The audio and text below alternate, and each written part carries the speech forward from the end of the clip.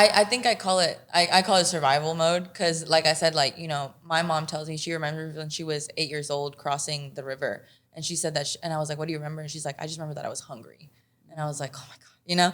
And so and that's what I mean by just letting go of all the things that happened in the past. That it's like, okay, you're here now. Let's enjoy the opportunities that are here, and, you know, maybe take their strong willingness to want something better. You know, that's something, like I always say, like, you know, you look in the past, like take the good from the past, take what you learned and apply it to what you're doing today. So my strong willingness for me would be like to build businesses because that's what I enjoy, not so much because I'm on survival mode, you know? Yeah.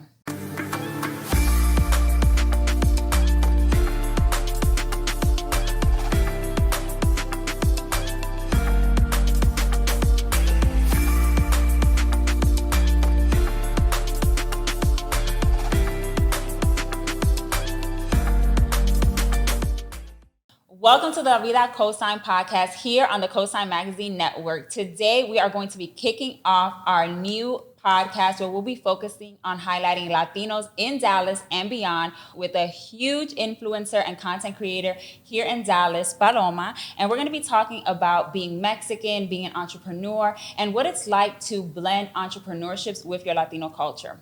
Welcome to the show. Thank you. So happy to be here. It's so exciting. I know. And finally, like you mentioned, you are actually a guest. I know you're a podcast host yourself. So what is it like being on the other side? It feels a little weird. I feel more nervous being a guest than like an actual host. But we'll see how it goes. Okay. Well, you know, we got you here. So anything that you need, let me know. But we'll make sure that we take care of you on this episode. Appreciate it. So before we jump into it, we want to know just your background story. You know, you create a lot of Spanish language content. Yeah. You're an influencer, content creator. I know you come from a entrepreneurial family as well. Mm-hmm. So for our COSIGN family who doesn't know you, give us a little bit of your background. So basically, like Emmelie said, I am Mexicana. Both my parents were born in Mexico. I was born here, but I still identify as Mexicana, and I say that proudly. And like you were saying, I'm a content creator, been one since 2019. And then I like hit it hard when COVID hit because there was really nothing else to do at that time. But yeah, no, I've been creating Spanish content, and the reason why like I do create a lot of Spanish content is because it made me feel closer to my culture because, you know, I obviously don't live in Mexico. But it was a way of staying connected and learning more about the language, even though I already spoke it. But you just, you know, learn new things the more you're in like the culture, and you just find stuff that even like you didn't know about your own culture. And Mexico's so rich and full of it. So, but yeah, that's basically what I do. And like you said, I do run other businesses on the side apart from that, which a lot of people don't get to see as much just because like my face is totally different from that. But yeah, in a nutshell, that's what I do. And what I love. Okay, so give us a little bit of the tea, right? Give us a little bit of the backstory. So you say that you run other businesses outside of being a content creator. Are you not the face of those businesses? Is that why most people don't know that you are part of them?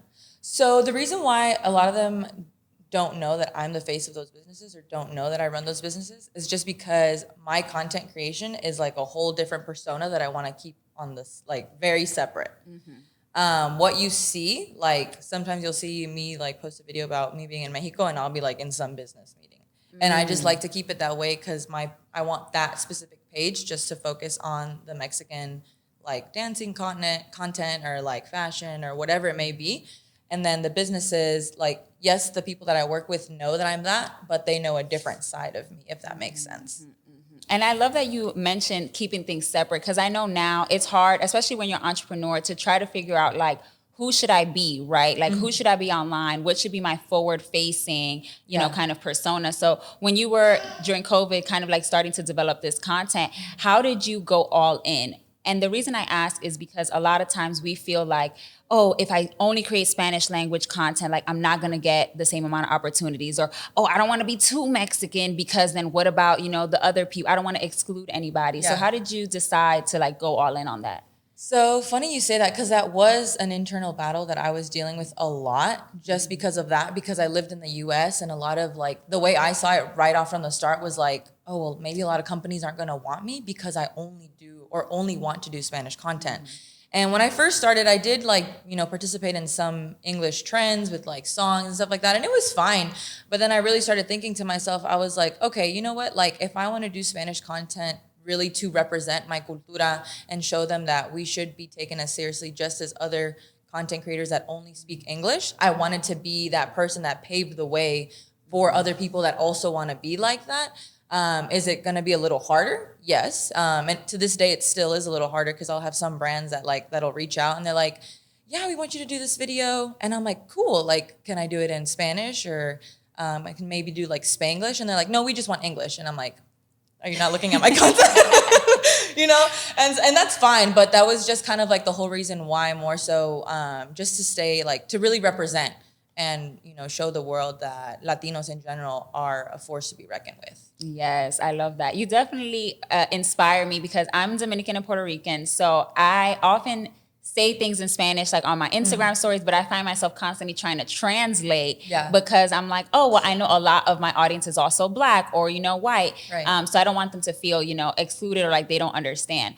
But once you started kind of creating your content, did you notice that it was like a lot of Americans who spoke Spanish that are consuming your content? Is it folks that are like abroad that are like, who's like your audience? When I started, it was definitely like the people that followed me from high school. And that was like really hard to push through because I'm like, oh my God, they're not going to get anything like that I'm saying and they're not going to understand. But eventually, again, I just really pushed through it. And thanks to the algorithms that TikTok has and Instagram and YouTube, all that, they find those audiences. So right now it's pretty 50-50 actually. So I have the majority of my Spanish audience is from Mexico, but then I have other countries like Guatemala, El Salvador, Brazil, and all that. And then the other 50% is US, and I'm assuming most of them are Spanish speakers that live in the US, right? Yeah. So it was just a decision that I just made out from the beginning that I'm going to do Spanish content and we'll see how it goes type of thing. Yeah. And it's so important because, I grew up, Spanish is actually my first language and I learned English when I went to school. So clearly I have an accent. And when I was in high school and then when I went to college, I grew up in the Bronx. So everybody is Puerto Rican, Dominican, or some sort of Caribbean. So then I got to college and everybody was like, you have an accent. I'm like, accent? What do you mean? I speak perfect English. They're like, girl, no, there's something's going on there. And I quickly started to, be ashamed of having an accent for a long time because I felt like people, for some reason, they think you're less intelligent because Spanish is your first language. Right. Did you ever find that as you started to speak more Spanish that did you ever face any internal battles as you started to put the Spanish language more to the forefront? With the Spanish language, not so much, but fíjate que I can speak Spanish, right? Fíjate que with the clothing that I wore, I definitely felt like it was less. Now, obviously, as you can tell, I think it's beautiful. And I always thought it was beautiful, but that was the battle that I faced, not so much with the language, but I thought that, handmade clothing from the artisans in Mexico was kind of value, or I feel like people saw that valued less than per se something made here in the US or in another country. But I came to learn, I was saying, I came to learn that this dress took for an example, 3 months to make because they dye everything. They do it all from scratch. And I learned to be wow, this is so undervalued what they do, and it's an art, and it's something that should be, I feel shown off. So that was what I struggled with a lot, was actually the clothing and wearing that and displaying that I am Mexicana through and through. Yeah. Do your family, tu mamá, ella se pone la ropa así también? Oh yeah. Yeah, she don't care. She's very much the total opposite. She'll wear whatever she wants and you can't tell her nothing about it. She's very much like that. Yeah, I remember growing up, my grandfather, oh my gosh. So in New York City, they have the Puerto Rican Day Parade in July or in August, sometime in the summer. This man will put Puerto Rican flags all over the house. He has a Puerto Rican jersey. He has a Puerto Rican hat. And growing up, I would be like, why is he doing so much? Why is he, I get being proud, but it's you're doing too much, right? Yeah. And then as I grew up and I learned the history of the Puerto Rican flag, not being accepted and wearing the Puerto Rican flag being a symbol of revolution, I came to understand why other generations are so appreciative of wearing different things, artesanía, all these things that we're just oh, that's some old people stuff. That's the stuff I see when I go to my grandma's house. Right. It's so important, to carry on those traditions and understand where we come from. For sure. And One thing I love about Mexicans, and I don't know if it's the same here in Dallas, but in New York City, Mexicans are the OG entrepreneurs, okay? They got a cart, they run the laundromats, they're literally like making a way for themselves, right? And now that, you know, you're an entrepreneur, how do you feel like growing up, you know, Mexican has impacted like your entrepreneurial spirit? Ooh, I think in a lot of different ways, and I have to give credit a lot to my parents because they obviously raised me in that sense. But I remember as a little girl, my mom would always tell me, if you want to achieve something, there's always a way. If you just set a goal, a way will come about to where like you can achieve X, Y, Z. And I think that was very much like what I carry within me now was that like if I wanted, like I was saying, like I've never seen a huge like Spanish only speaking content creator in the US. I'm like, okay, I'm gonna be that one, and I'm gonna create that path. So I think that influenced me a lot. Another thing that I think I carry in like my Mexican genes is just the work ethic, because and I feel like all Latinos as well, not just Mexicans, but we work hard. And like I was just telling KG, like I went out last night and I'm here this morning, like I'm gonna make this podcast, I'm gonna look fine, it'll be great, you know. And I feel like Mexicans, from what I see, are notorious for like partying all night, and then the next day it's like a la chamba, let's go work, and you know, put in them 12-hour days. And I feel like that's another thing that I carry is just like my work ethic, because my parents brought me up to be that way. That if I wanted something, okay, what are you willing to do? What work are you gonna put in to go get it? What did you see? Because I know like our parents are like the biggest ejemplos for us, right? So it's like, what did you see your parents do growing up? Was it, you know, like for me, my mom worked 3 jobs. She worked 6 days a week most of my life. So she was gone by the time I woke up to go to school. And then by the time I was asleep, you know, she would get home from work. So I didn't really see much of her growing up. Yeah. And now in hindsight, I'm like, these kids are not cheap. So I understand, you know, why she was working so much. But for you, like, what were those examples that you saw in the household in terms of like hard work and work ethic and, you know? So besides the like the hard work, because I feel like my parents were always hardworking. They were always trying to give us something better, give us a better life than what they had and growing up in Mexico or wherever they did.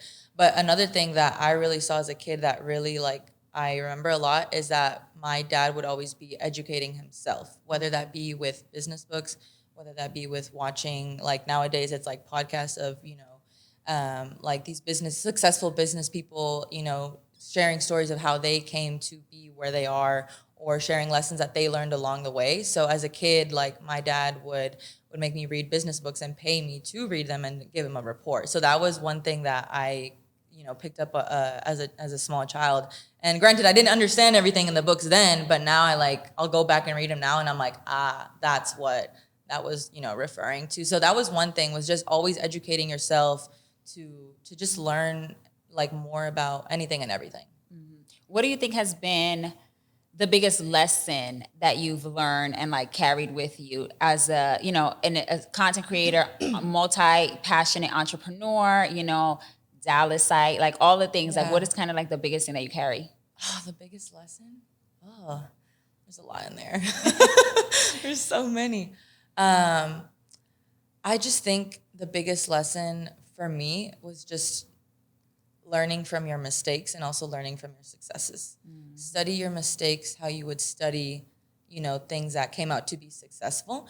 And I say this in my podcast too. I always ask people, because my dad would tell me as a kid, you know, smart people learn from their own mistakes, but intelligent people learn from the mistakes of others. So that was another thing that I carry to this day a lot, where if I failed at something or something isn't going right, I'm like, okay, so what's going on? I kind of troubleshoot, as my dad would say.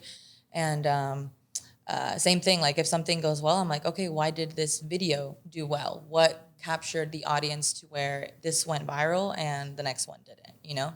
But I would say that one, because I feel like I apply that everywhere. That's a really good reminder, I think, because we often are always so focused on like, well, what's working? How can we replicate like what's worked, that we forget to dissect like what didn't work and why didn't it work and how we're going to like move forward. And I feel like social media is such a perfect example of that, especially when you're a content creator, because you never know like what's going to go viral for real. Like it's not a simple formula like on YouTube where it's like, oh, if I use a certain amount of keywords or this or that. Social media is just so unpredictable. How have you kind of manage that unpredictability? Because as for me, listen, I would have quit being a content creator a long time ago, messing with this algorithm. So what kind of what has kind of been your, how have you stayed grounded and maintained like your peace of mind and kind of navigated the uncertainty of, being a content creator? Yeah. Oh my gosh. I will admit, I will have my days where like my friends will tell you like, I just want to throw my phone through the window. Cause I'm like, you work so hard on like said video and it like flops, and then you work hard, or then you like don't work hard like on a video you filmed like in 5 seconds, and that's the one that goes viral. So that like, it's what you said, you never know what's really going to do well and what not. But the way I navigated through that is, like I said, like I study what did go viral, and also keep in mind or in the back of my head, like, okay, what's trending now? What trends can I apply or make Mexican or make Latina to my videos that I know is like relevant in the world today? And if it does well, great. And if it doesn't, I'm like, okay, well, let's, back to the drawing board type of thing.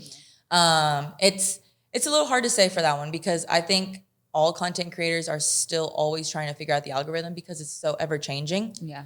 And people are also unpredictable. So there's that part, they might like a video one day, but if I would have posted it tomorrow, maybe they wouldn't have liked it, and so I think that's something that you just have to learn to balance as well. Like, some days your video will do well and some days maybe not so much.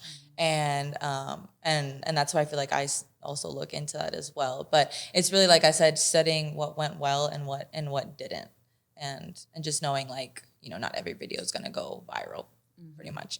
Yeah. It's so interesting to like watch your content, because I feel like growing up, I was first of all, Univision and Sábado Gigante was everything in our house, right? Yeah. So I grew up watching all the novelas, and at the time, all the novelas were in Mexico, right?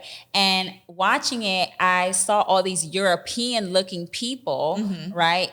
Kind of telling me like what being Latino meant, right? And they go to Acapulco for, the holiday, and everybody's a business owner, and everybody el patron, right? And it's like, I kind of grew up with this idea of what being Hispanic or being Latino was based on what I was watching in the novelas, right? Yeah. And then, I become an adult, I grow up, I see other people's content, I understand, they're like in Dominican Republic, Puerto Rico, like there's indigenous people, there's European looking folks, there's so many layers to being Hispanic, to being Latino, right? In one country, you could have, dozens of different types of cultures. So as you start to kind of like create your content and dive deeper into what it means to be Mexicana, like how do you, I guess, decide like what does that look like? Like, is it your family heritage specifically? Is it your just experiences in general, like friends, family? Like how do you kind of pull inspiration so you can be inclusive of all the things that it means to be Mexican? I think that's a really good question. I think one of the things that I always brag about is just the people that are in the Latin community. And this I pull from my family here, my immediate family and my family in Mexico, and all the families that I've met in all like Latin, countries. Couldn't think of the word. And it's just that feeling of home. Like when you're with any Latin person, they take care of you and they make you feel like, mi casa es tu casa, I got a friend over yesterday and she didn't have a top to wear, and I'm like, dude, raid my closet like it's yours. I feel like I want to display that through my content, where I'm welcoming to not just the Latino people, but to other cultures as well. I pull a lot from that, and I pull on the fact that we're just a very proud people and we're not ashamed to show who we are. And I feel like that also reflects a lot of my content. Like I will never, ever be ashamed to be who I am or where I come from or my ancestors, because I know, like you said, you start to dig deeper into like the meaning of your own flag and like, okay, why do we have this? And why do we celebrate this? And why do we do El Grito, that just passed on the 15th of this month. And it's to kind of play like, give like homenaje to the ones that came before us and fought for what they believed in. And that was, your like familia and your place in your home. And I feel like I pull a lot from that. And honestly, that's what gives me strength too, is like just what I knew like they had to go through to like from los conquistadores and all that stuff. So, but mainly just the people and how they are, how happy they are. It might not be the richest country in the world, but we're a happy group of people with the little things that we do have. And I think that's so important. So, yeah. What is the difference you think of growing up or, being Mexican and like having family in like Mexico and then having family that comes here? Because, there's so much, I always wonder what that struggle is like, because I can't imagine what it is to be Mexican and see, they're trying to build a wall. They're sending immigrants, on coach buses all the way up to New York. Mm-hmm. The babies dying in La Frontera. It's like every day I'm like, oh my gosh, it's beautiful to be Mexican, but it must also be so hard. So how do you balance, I guess, or how do you navigate that too? Like, having family in Mexico, being here in America, when literally there's places in Texas that are closer to Mexico than they are to Dallas, Right, yeah. So how do you guys kind of like navigate that? Like, what are some of the conversations that you have internally with just like what's going on in the world?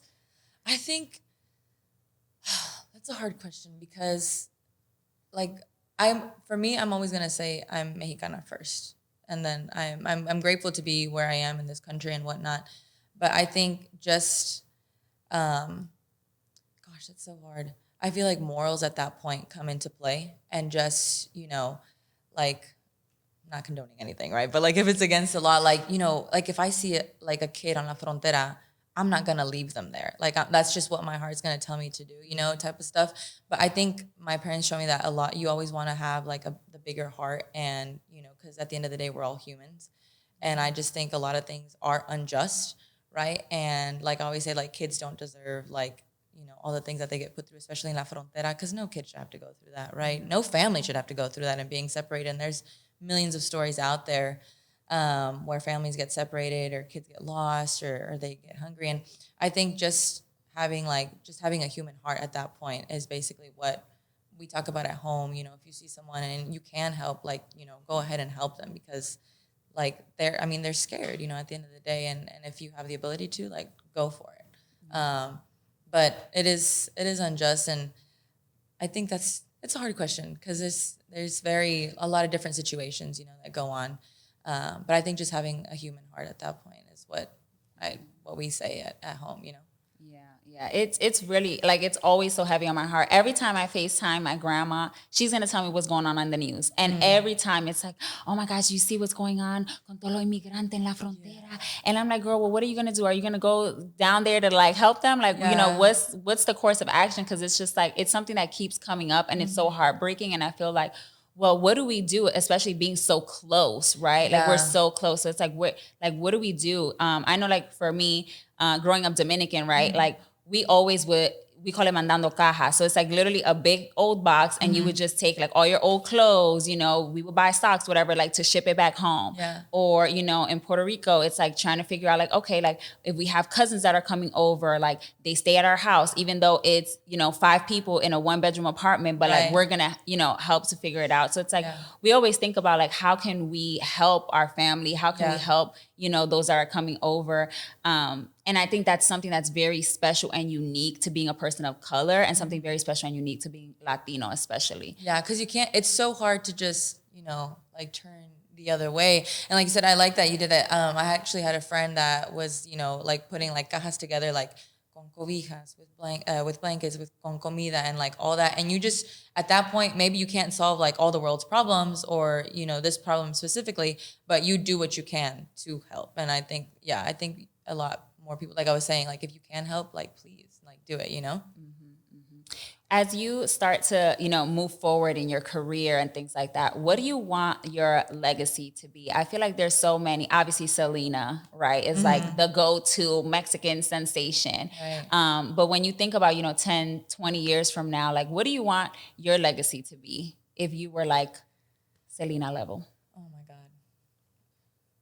That's a loaded question. That's the first time someone's ever asked me that. I think, because look, the reason I asked you is because, like, when you blow up, I'm gonna pull back this clip and I'm gonna be like, Paloma on the La Vida COSIGN said. Oh my goodness. Geez, a lot of things, really. And I think there's, like, different aspects of it because, like, the legacy that I want to leave with el público is different than per se the legacy I want to leave with my kids. So I think of it like that, or the legacy that I want to leave with my family. Know. But if we're just talking about, like, el público or my audience per se, I think would just be, oh my God, hard. There's so much. There's I could write a whole book about this. But I think one of the main things is just like if you want something, go out there and get it. Even if you're the first to go do it, like don't let that stop you. Just because somebody else hasn't done it before you, that doesn't mean it's not possible. You know what I mean? Whether that, and that could be like applied to anything, whether that be an entrepreneur, whether that be acting career. I feel like that's the main thing. And just enjoying like the journey in the sense of enjoying the person you will become through all of that to get to that point, you know, because I always say it's not the destination, it's the journey. I genuinely enjoy because I wasn't the same person I was 2 years ago, right? And that's because of everything that I went through con los negocios, with social media, with everything. And I think people should also learn to enjoy that as well. But that's the main thing. Like if you want something, go get it and welcome the change that will come because of that, because change and a lot of stuff will happen, you know? I think it may change like tomorrow, but that's one thing. So don't hold that over my head. But that would be one thing that I would leave con el público. Okay. Y con la familia? Con la familia, I think just being happy. I think that Latinos can get stressed out very easily because of, you know, familia or finances or, you know, sending stuff to like, you know, their family back in Mexico, which we do a lot. And I think maybe letting go of things that happened in the past that no longer apply to now. And even though that's, you know, easier said than done, but I think with my familia is just to enjoy life and enjoy that we are here in the moment and enjoy the people around you, because it's not forever at the end of the day, you know? And so I think that would be one thing that I would leave con la familia. Just live a joyful life and be happy that you're here and go outside and appreciate everything like God has to offer, like with nature and the people that you're around and the strangers that you meet that, you know, that, because I always talk to strangers and they tell me like amazing stories about their life and just all that. So just being happy in life and enjoying it. Yeah, I agree. I think as I think about it, I feel like my family's the same way. Like growing up, it was always like stress around like we have to make it farther, we have to do more, you have to study, you have to get educated because we have to like make it out. And then it's like I look back and it's like, make it out of where exactly? Because it's like y'all left Puerto Rico, you left Dominican Republic, we live in America now, like I feel like we carry, we carry this trauma from the generation before us because they had to, you know, come here and like start a life. And it's like the hardest thing I ever did was like go to college, right? Or like, you know, navigate having an accent. Like I wasn't in the back of a truck trying to cross the border illegally, like my dad, right? Like I wasn't 18 coming to, you know, America trying to figure out like the language, you know, like my mom. So it's like, when I look back, I think about how easy I have it in comparison to like the generation before, but we still feel like this sense of urgency or like this sense of survival that doesn't necessarily apply, I think. Yeah, I think I call it survival mode because like I said, like, you know, my mom tells me she remembers when she was 8 years old crossing the river. And she said that, and I was like, what do you remember? And she's like, I just remember that I was hungry. And I was like, oh my God. You know, and so and that's what I mean by just letting go of all the things that happened in the past. That it's like, okay, you're here now. Let's enjoy the opportunities that are here, and you know, maybe take their strong willingness to want something better. You know, that's something like I always say, like, you know, you look in the past, like take the good from the past, take what you learned, and apply it to what you're doing today. So my strong willingness for me would be like to build businesses because that's what I enjoy, not so much because I'm on survival mode. You know? Yeah. Thank you so much. Before I let you go, we're going to do something here called Tu Vida, because this is La Vida COSIGN, right? Okay. So I want to learn more in a quick lightning round, just around your life and just like things that you love to do here in Dallas. Okay. So you're simply just going to answer with like the first thing that comes to mind. Okay. Don't worry. It's not going to be nothing crazy. Okay. First question is favorite place to eat? Salsa verde. Okay. Favorite place to party? Any coleadero or jaripeo. Where's that? Okay, that's for my non-Mexicans. So it's like a rodeo. So you have like rodeo events with like bulls and horses and all that, depending if it's a jaripeo or coleadero, and then you got the live music and dance after. Okay, got you. What is your favorite song at the moment? Probably Hasta que te conocí by Juan Gabriel. Okay. And last but not least, who is one person that you co-sign, or what is one business that you co-sign? What's co-sign? What do you mean by that? So Perfect segue. So the whole platform for Cosign Magazine and La Vida Cosign is around the idea of like co-signing. So like giving a pat on the back or like a shout out or, giving that first stamp of approval to something, right? So I'll give you an example, which is not really true, but I think it's true. So I feel like Anuel and Karol G were like the biggest cosign for each other because it's like a Puerto Rican and a Colombian coming together. People are finding out about their music. Like, I don't think that their careers would have taken off if they had not co-signed each other and been together. Right. For music and stuff, right? Like people's managers or, getting a big feature on a song sometimes is a co-sign or somebody like patronizing a business. So Cristiano Ronaldo was just here for a soccer tournament and he went to like, a local business and kind of patronize them. So that was like a huge cosign. So what is a person or a business in Dallas that you cosign that you feel like is a secret gem that not enough people know about and they should? That I've co-signed personally with?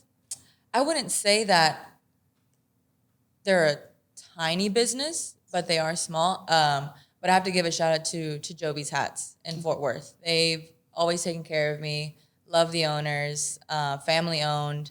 And I've met their kids as well, and they've just always really taken care of me when I do any type of events. I hit them up and say, hey, what can we do to work together? And they're always down. So, Joby's. Awesome. Well, thank you so much for joining us. We loved having you, and we can't wait to welcome you back. Thank you. It's been a pleasure. Awesome.